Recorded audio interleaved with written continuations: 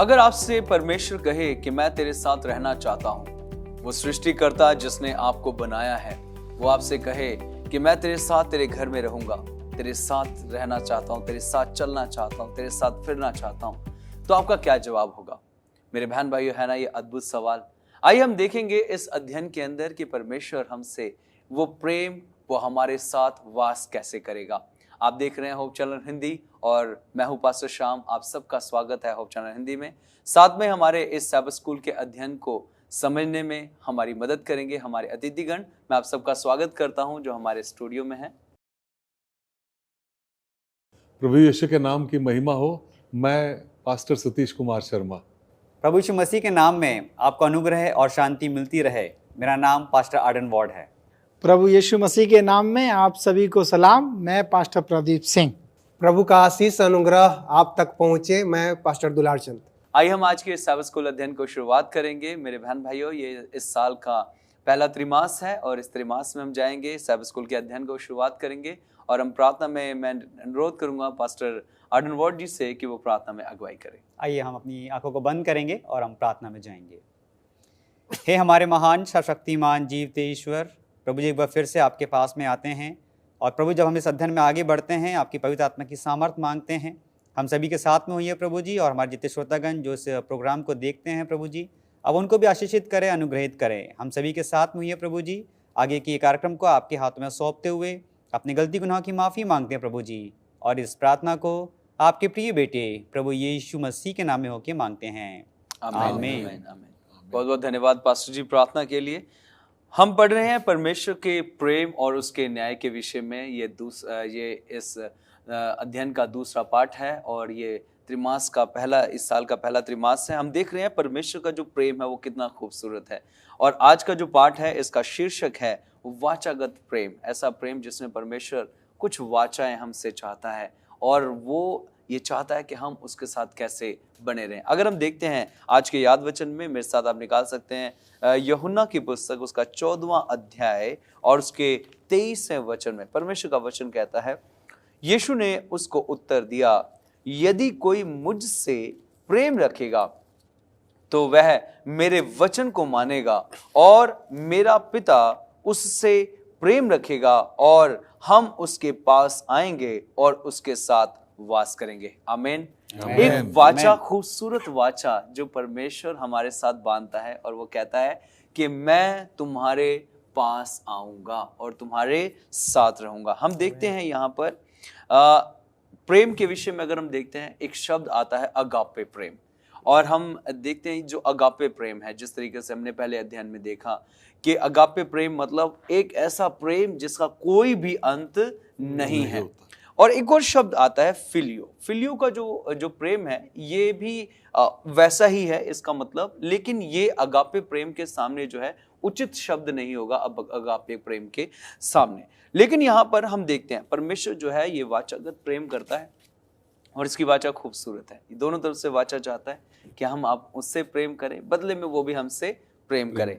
हम जब देखते हैं ये जो प्रेम है ये आज का और कल का नहीं है, ये प्रेम है अनंत काल का प्रेम। और इस प्रेम का जो अंत है वो नहीं है, कहीं पे भी अंत इसका नहीं है। इसीलिए उसने यूहन्ना 3 अध्याय के 16वें वचन में कहता है कि परमेश्वर ने जगत से प्रेम किया, उसने अपना इकलौता पुत्र दे दिया ताकि जो कोई उस पर विश्वास करे वो नाश ना हो परंतु अनंत जीवन पाए। अगर हम इसी के 17वें वचन को पढ़ते हैं तो यहाँ पर बड़ा खूबसूरत जो वचन हमें कहा मिलता है, वो कहता है कि प्रभु यीशु मसीह को परमेश्वर ने इसलिए नहीं इस धरती पर भेजा कि वो उस पर दंड लाए, लेकिन दंड की आज्ञा नहीं, लेकिन वो क्या करने आया है, वो उसका उद्धार करने के लिए इस धरती पर आया है।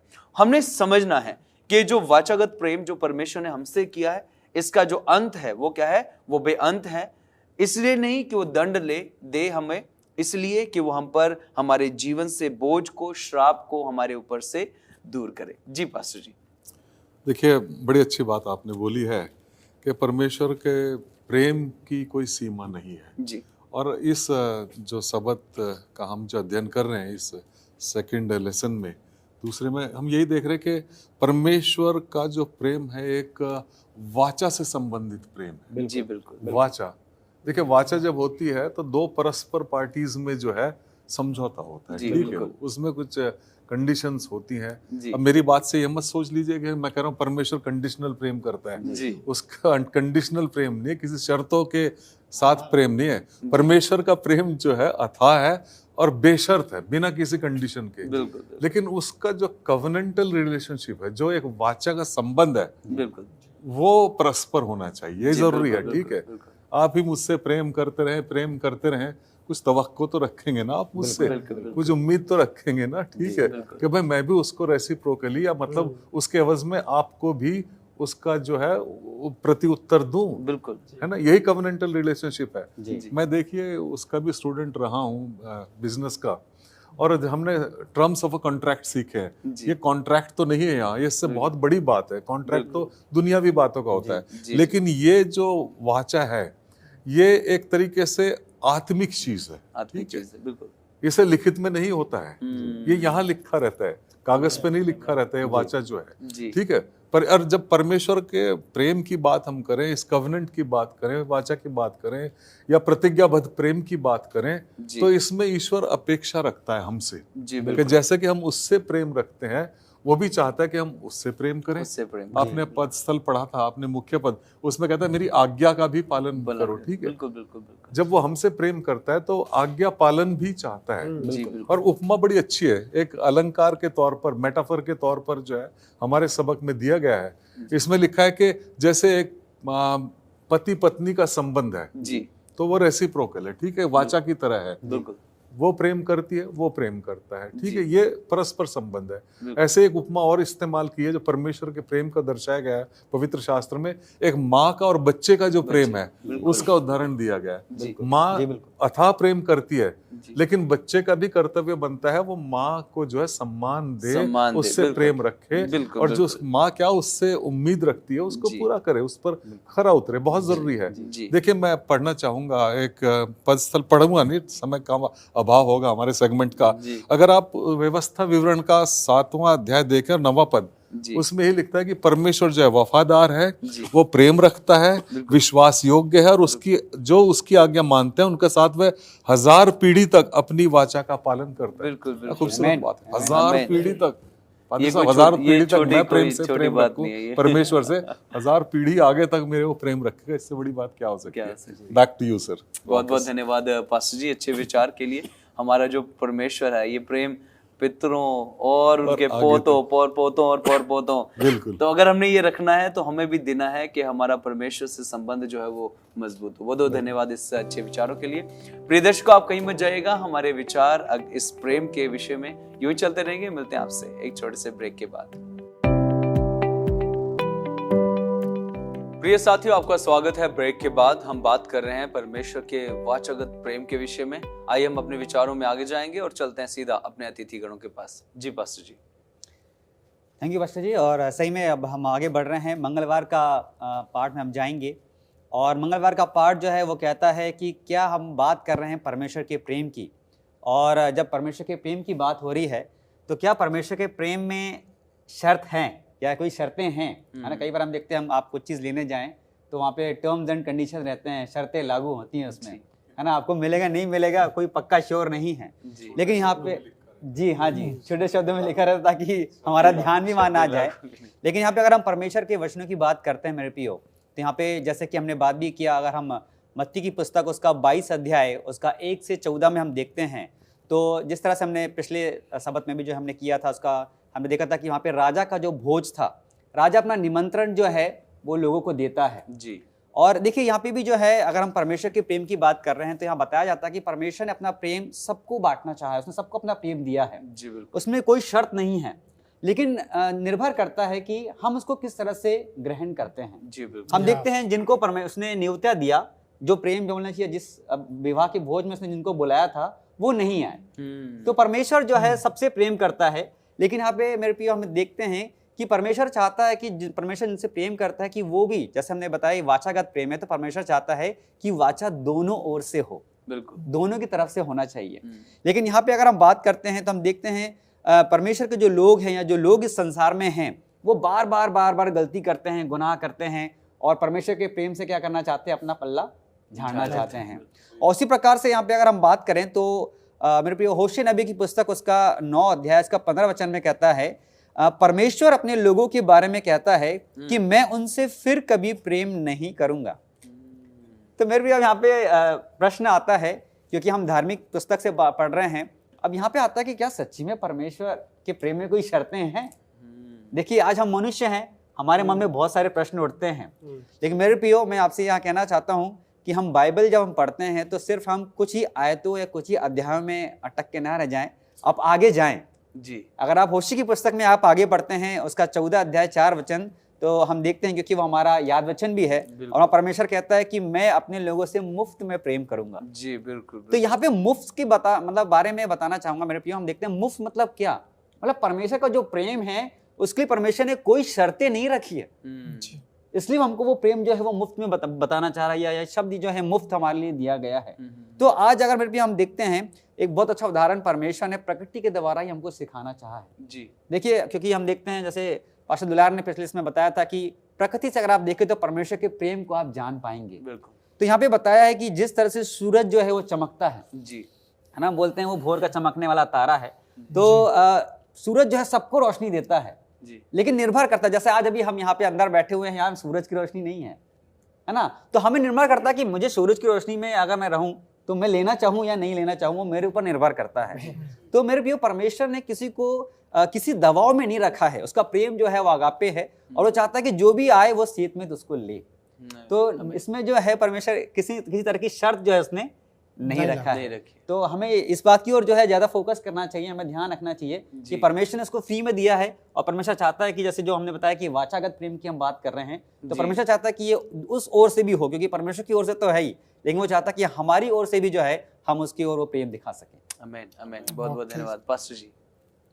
बहुत बहुत धन्यवाद। अच्छे आपने इन विचारों को प्रकट किया कि हम वाचा के प्रेम के विषय में बात कर रहे हैं, और ये जो बुधवार का लेसन है ये बात करता है दया जब्त, कोई चीज़ छीन ली जाए या किसी चीज़ को हटा दिया जाए। और जब हम प्रेम के ऊपर और न्याय के विषय में इस त्रिमास में अध्ययन को देखते जा रहे हैं, ये जो बताता है कि एक व्यक्ति का उदाहरण यहाँ दिया गया है जी। जिस व्यक्ति ने कर्ज ले रखा था, और इस व्यक्ति के पास में चुकाने के लिए इसके पास पर्याप्त पैसे भी नहीं थे जी। और मालिक इसके पास में आता है कि मेरा ये कर्ज जो है आप भुगताओ, और ये व्यक्ति अपने आप में इतना सक्षम नहीं था कि ये किसी तरीके से इस कर्ज को वापस कर सके। तो ये विनती करता है, गिड़गिड़ाता है, रोता है, और मालिक पर इसके ऊपर दया आती है, और वो इस व्यक्ति को माफ़ कर देता है कि जाओ, कि मैंने क्षमा कर दिया जी। मगर होता क्या है, आगे हम देखते हैं कि ये व्यक्ति जिसे अभी क्षमा किया गया था, जिसका कर्ज माफ़ किया गया था, इसका भी किसी दूसरे व्यक्ति के ऊपर कर्ज था जी। और ये उसे मिलता है और उसके साथ में नाइंसाफ़ी करता है, उसके साथ भी ज़बरदस्ती करता है कि मेरा कर्ज दो। ये क्षमा नहीं करता है उसे जी। जबकि तुलना में देखा जाए इसके पास जो था, इस व्यक्ति के पास जो इसका कर्ज था वो बहुत थोड़ा था जी। और दूसरे जो मालिक का इसके ऊपर कर्ज था वो बहुत ज़्यादा था। और ये व्यक्ति अपना थोड़ा नहीं छोड़ना चाहा और जो इसके ऊपर ज़्यादा था उसको जो है दया कर दी जाती है, और ये बात राजा तक, मालिक तक पहुंचाई जाती है कि इसने ऐसा किया है अपने सगी भाई के साथ। और इस व्यक्ति को बुलाया जाता है और इसे ये कहा जाता है कि जब तेरे ऊपर दया की गई थी, जब तुम्हारे ऊपर इस पे ये तरस खाया गया, तुम्हें माफ़ किया गया, तो आपने भी इसे क्यों नहीं क्षमा किया? जी।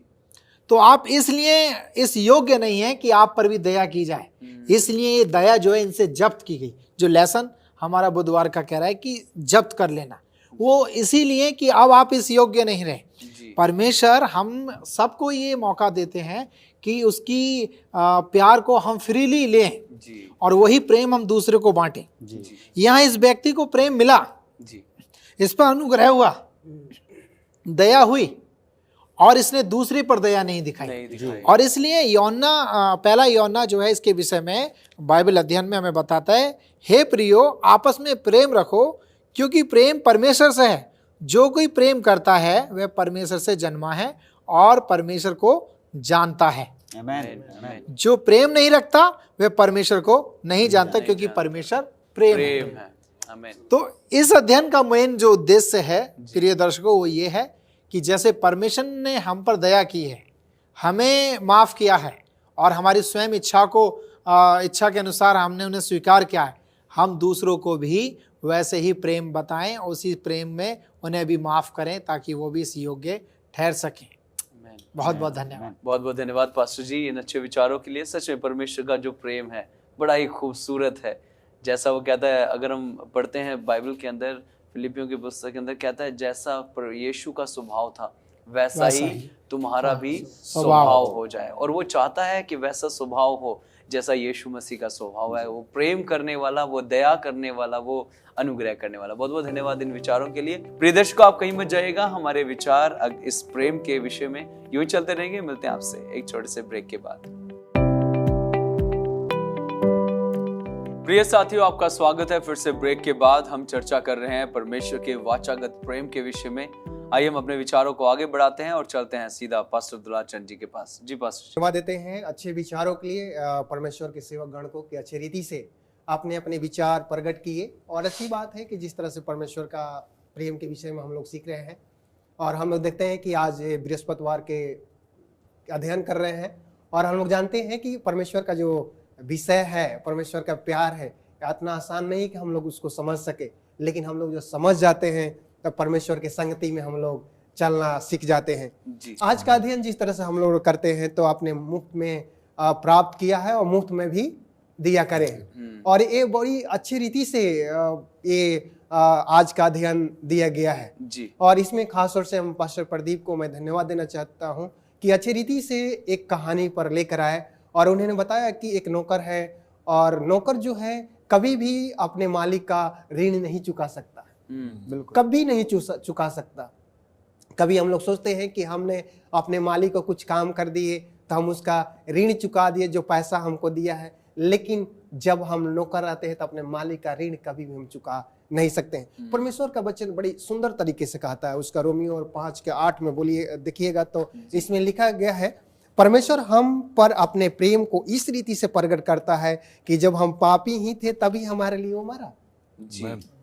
और ये बड़ी खूबसूरत परमेश्वर का वचन है, और ये एक वादा भी था परमेश्वर का कि जब आप पाप में पड़िएगा तो हम आपके लिए इसी तरह से बलिदान होंगे। जी जी। और ये जिस तरह से हम लोग देखते आ रहे हैं, तो ये खूबसूरती है, परमेश्वर का खूबसूरती है। कभी भी परमेश्वर का प्रेम को हम लोग खरीद नहीं सकते। जी। परमेश्वर का प्रेम जो है आगापे प्रेम है।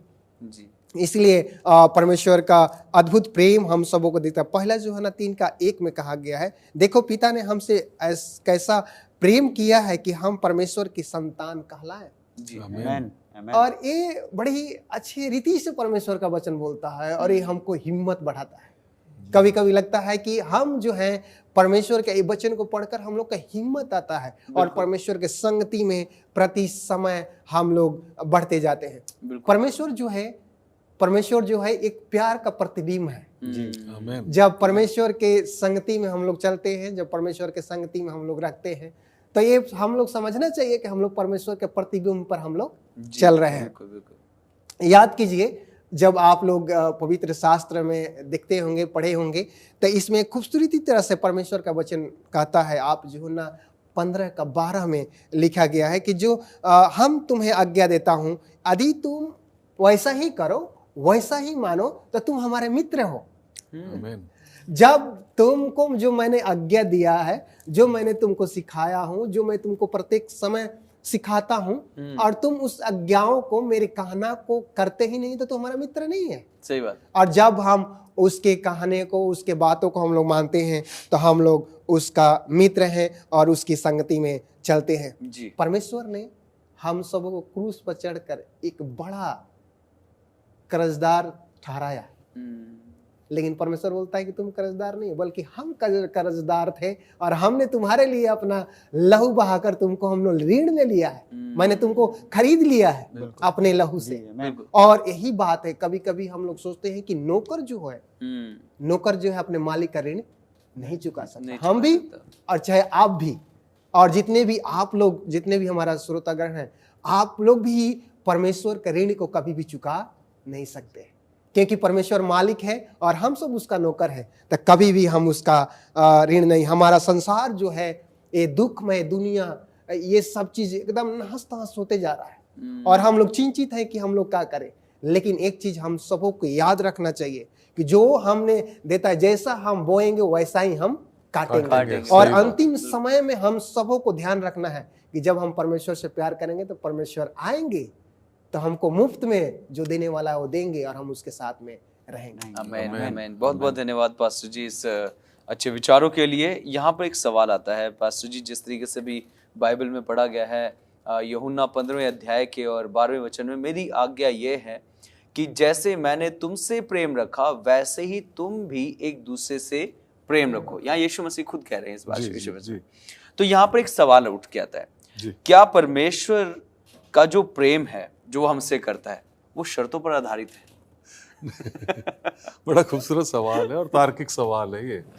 अहम सवाल है कि क्या परमेश्वर भी किसी कंडीशंस के साथ या शर्तों के साथ प्रेम करता है? जी जी देखिए, आपने शुरू में सबत लेसन के शुरू में आपने पढ़ा था, जी। आपने अगापे प्रेम का वर्णन किया विषय, था जी। और आपने जो है फिलियो प्रेम का भी वर्णन किया था। जी। मैं एक आध और जोड़ देता हूँ इसके साथ, जो हमारे सबक में नहीं है लेकिन इससे संबंधित है। बिल्कुल बिल्कुल। हम प्लेटोनिक प्रेम की भी बात करते हैं, प्लेटोनिक प्रेम। जी हम एरोस की भी बात करते हैं, वो भी उसका भी वर्णन है पवित्र शास्त्र में, जी एरोस, एरोटिक लव, ठीक है। लेकिन इन सब से बड़ा प्रेम जो है, जो आपने बताया, अगापे लव अगापे। है। देखिए, पवित्र शास्त्र में भी हम देखते हैं कि पवित्र शास्त्र में लिखा है कि परमेश्वर ने मनुष्य से ऐसा प्रेम रखा कि उसने अपना इकलौता पुत्र दे दिया। जी ये चरम सीमा है प्रेम की, ठीक है। पवित्र शास्त्र में भी पढ़ते हैं और हम जनरली दुनिया में देखते हैं कि गोल्डन रूल की बात की गई है। जी गोल्डन रूल क्या कहता है? Give and take. ठीक है, आप जो है डू अनटू अदर्स, ये पढ़ा ही होगा, आप दूसरों के साथ वही बर्ताव करो जिसकी अपेक्षा आप करते हो, ठीक है। बिल्कुल। लेकिन परमेश्वर का प्रेम इससे भी परे है, ठीक है, जिसे हम कहते हैं डायमंड रूल, जिसे हम कह सकते हैं। डायमंड रूल ये कहता है कि आप कुछ भी करो लेकिन मेरा प्यार आपके प्रति कम नहीं होगा, ठीक है। जो आपने बात कही क्या कंडीशनल लव है, कंडीशन। कोई कंडीशन नहीं है। वो तो कहता है कि तुम बस अपेक्षा यही रखता हूं कि जी। प्रेम तुमसे करता हूं, कवेनेंटल लव की बात है, प्रेम तुमसे करता हूं तो अपेक्षा ये रखता हूं कि आप भी जो है मुझसे प्रेम रखोगे और मेरी आज्ञाओं का पालन करेंगे। छोटी सी बात है, ज्यादा बड़ी बात नहीं मांग रहा है, बिल्कुल। लेकिन उसका प्रेम चाहे हम आज्ञा माने चाहे ना माने, अपने कवेनेंट का जो हमारा हिस्सा उसको पूरा करें या ना करें, लेकिन वो जरूर हमसे प्रेम करता रहता है। और वही अगापे लव का मतलब यही है। बिल्कुल। मैं आपसे तवक्को रखता हूँ, उम्मीद रखता हूँ, लेकिन फिर भी आपके रिस्पॉन्स के बावजूद, चाहे वो नकारात्मक भी हो, परमेश्वर कहता है मैं आपसे वैसा प्रेम जो सबसे परे है करता ही रहूंगा। आप सोचेंगे पागल हैं, क्या है, ईश्वर कैसे है, लेकिन ईश्वर पागल नहीं है। एक तरीके से जुनून है ईश्वर का, जो हम अगले सबक में भी देखेंगे।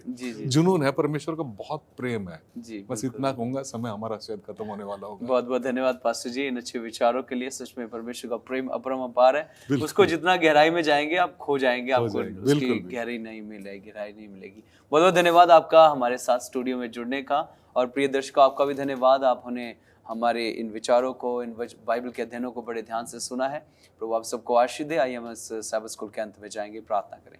स्वर्गीय खुदावन, अपने जीवनों को तेरे पवित्र चरणों के पास लाते हैं। धन्यवाद तेरे प्रेम के सबक के लिए। सच में तेरे प्रेम, जो तेरा प्रेम है, बहुत गहरा है। हमें भी ऐसा प्रेम करना सिखा ताकि हम इस धरती पर रहकर परमेश्वर तेरे उस उद्देश्य को पूरा करें जो तू चाहता है, ताकि हमारे जीवन से हम तुझे प्रस्तुत करें। प्रभु यीशु के नाम से मांगते हैं, आमीन आमीन।